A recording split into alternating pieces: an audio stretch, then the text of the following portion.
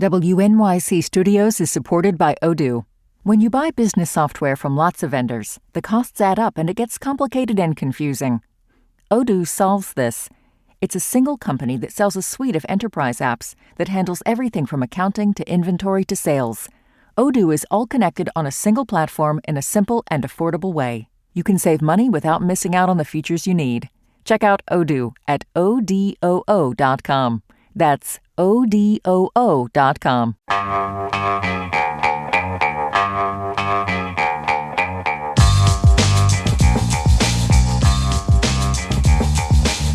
Brian Lehrer on WNYC, and yes, on Tuesdays on the show, we like to bring the science on health and climate and sometimes other science policy issues. Today, we return to the issue of vaccines with one of America's leading vaccine scientists. As the vaccine news continues to pile up, even as the public is mostly being focused on the war, we don't want to get distracted from everything else. As we speak, in the first 2 months of this year alone, the U.S. reported 1,100 cases of measles, 6 times more than has been typical for an entire year since measles was declared eliminated in this country. This outbreak unfolds against a backdrop of sweeping changes, as you know, to how the federal government talks about, recommends, and regulates vaccines. The CDC's Advisory Committee on Immunization Practices was overhauled.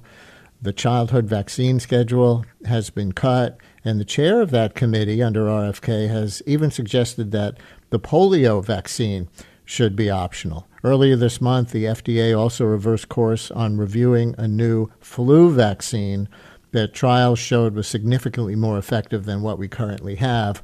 They then, under public pressure, reversed themselves again, and now they will at least review it. And some breaking news is that the Trump administration has apparently convinced an international panel to wait until after the midterm elections to declare if the U.S. loses its measles elimination status.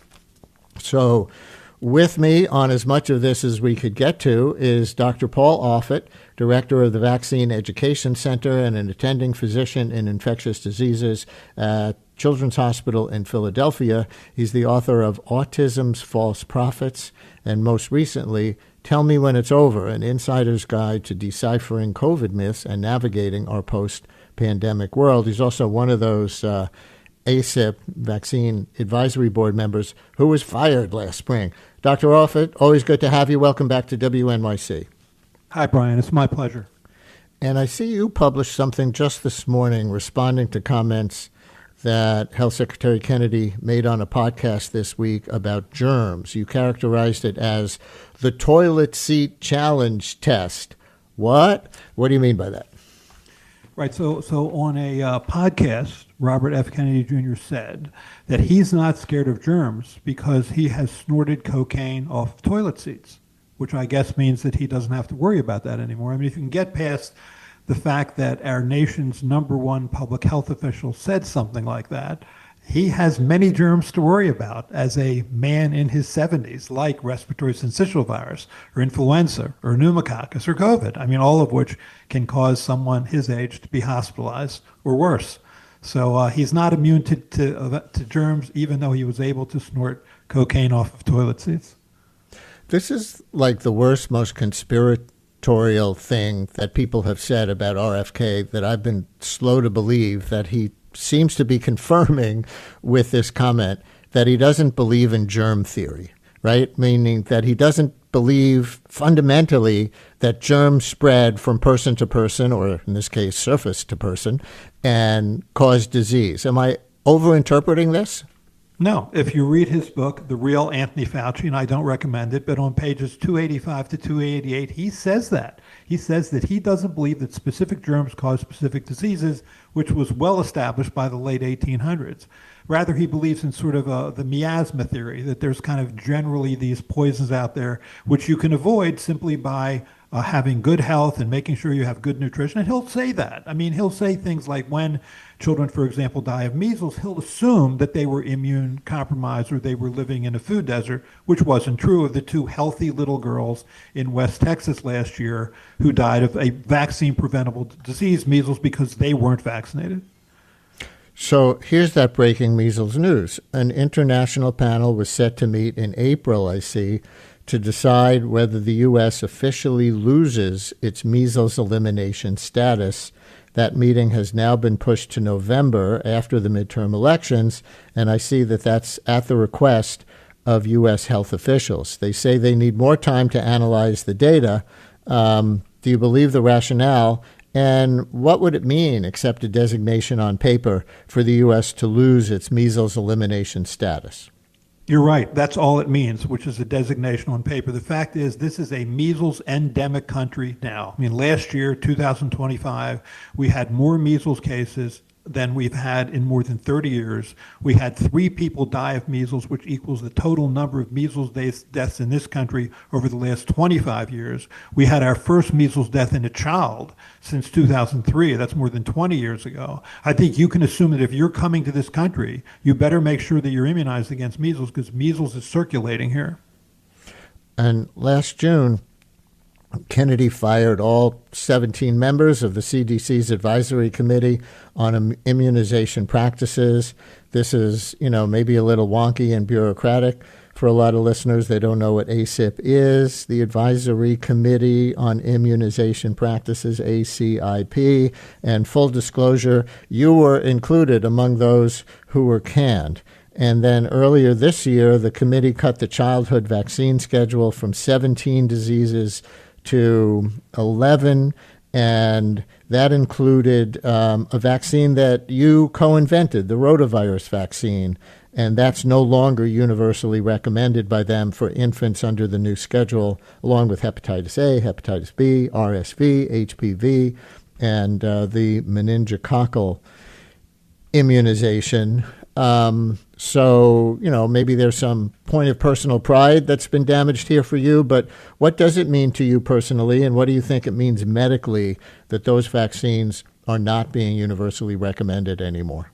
Right. Well, just for the record, I was on the ACIP between 1998 and 2003. I was on the FDA. You were not currently on it. Sorry. No, I wasn't one of those. I was on the FDA Vaccine on Advisory Committee I apologize. from 2017 2025.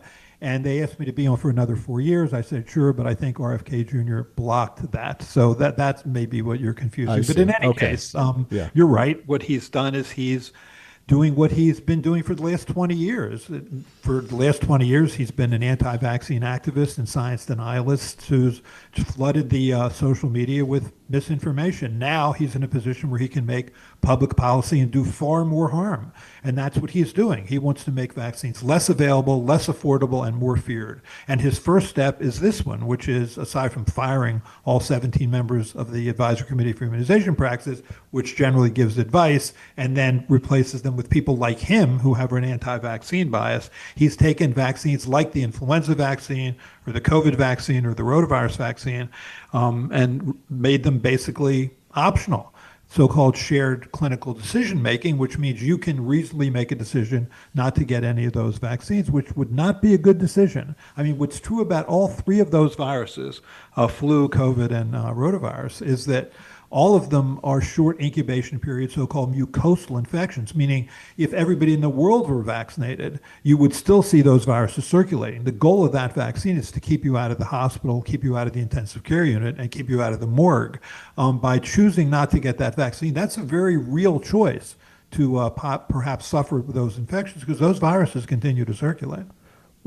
They're kind of all over the place on the measles vaccine. The CDC's new acting director, a Kennedy ally, Dr. Jay Bhattacharya, publicly endorsed the measles vaccine.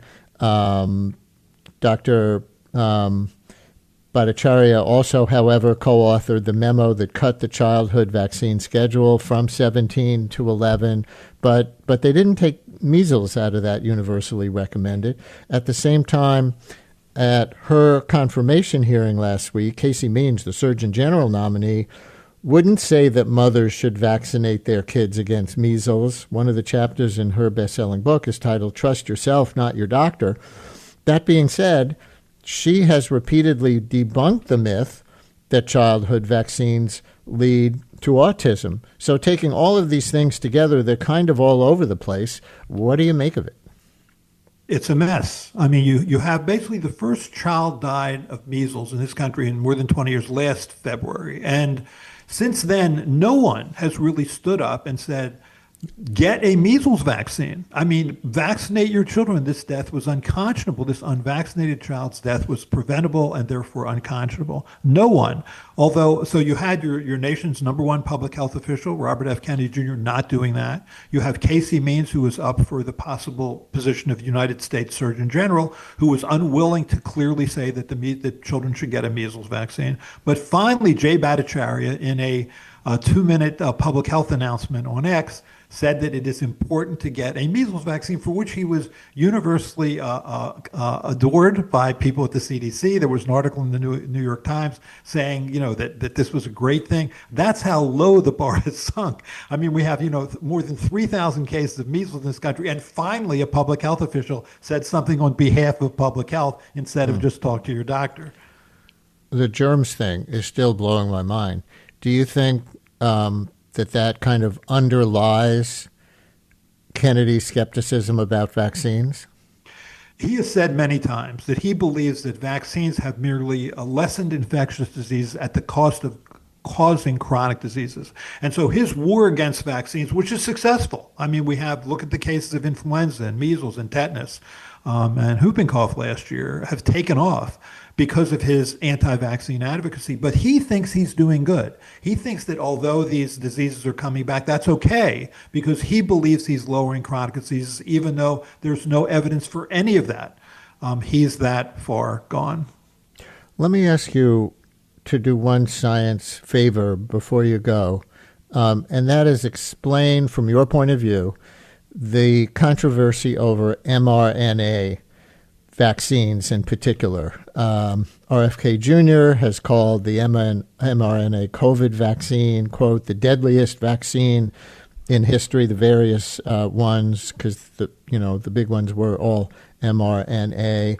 And the news related to this is that the FDA rejected Moderna's application to review a new mRNA flu vaccine. Then they did reverse course, as I said in the intro, 2 weeks later after an uproar from the pharmaceutical industry, among others, meaning they're at least looking at it now to make a determination. But why mRNA? Remind people what it stands for. Remind people what the theory is that leads people like Kennedy to think that they're more dangerous than other vaccines, and your take as a vaccine scientist. Right. So mRNA stands for messenger RNA. In each cell of our body, or most cells in our body, we have about 200,000 separate pieces of mRNA, which make the proteins and enzymes necessary for life. The mRNA vaccines makes specifically a protein on the surface of SARS-CoV-2 virus, the cause of COVID. And it was a highly effective and safe vaccine. I mean, that vaccine has probably saved 3 million lives in this country and 20 million lives worldwide for a very small cost. I mean, it was a rare cause of myocarditis, which means inflammation of the heart muscle. But that inflammation was generally short-lived, temporary, and self-resolving. So considering this vaccine has been given to more than 1 billion people, it has worked extremely well. Why is it sort of the target then of people like Robert F. Kennedy Jr.? I think the answer is the first 2 years of the pandemic. In 2020, we didn't have anything. We sort of closed businesses, restricted travel, closed, shuttered schools, and I think that was seen as massive government overreach. And then the second year, 2021, when we had a vaccine, people couldn't go anywhere without their vaccine card. Couldn't go to their favorite bar or restaurant or sporting event or wedding, and they may be fired from their jobs. And that, I think, created this libertarian backlash, that we've kind of leaned into that left hook. And I think mRNA vaccines have probably suffered the most. There's nothing specifically about the vaccine that should be worrisome. It's tremendously safe and effective. And that mRNA flu vaccine certainly looked great. And finally, after 2 weeks, the FDA caved and agreed to honor something they had committed to in written form months earlier. So I don't know. I think it's political. It's a political vaccine, which is unfortunate. There's no current mRNA flu vaccine that's been approved anywhere in the world, is my understanding. So if this one gets through, let's say it does get approved, what does it open up? And we have 30 seconds.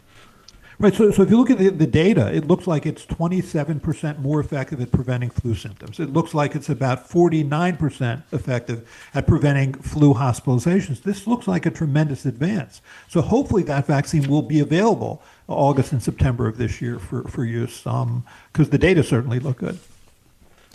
And there we leave it with Dr. Paul Offit from Children's Hospital in Philadelphia, author of books, including his latest, Tell Me When It's Over, An Insider's Guide to Deciphering COVID Myths and Navigating Our Post-Pandemic World.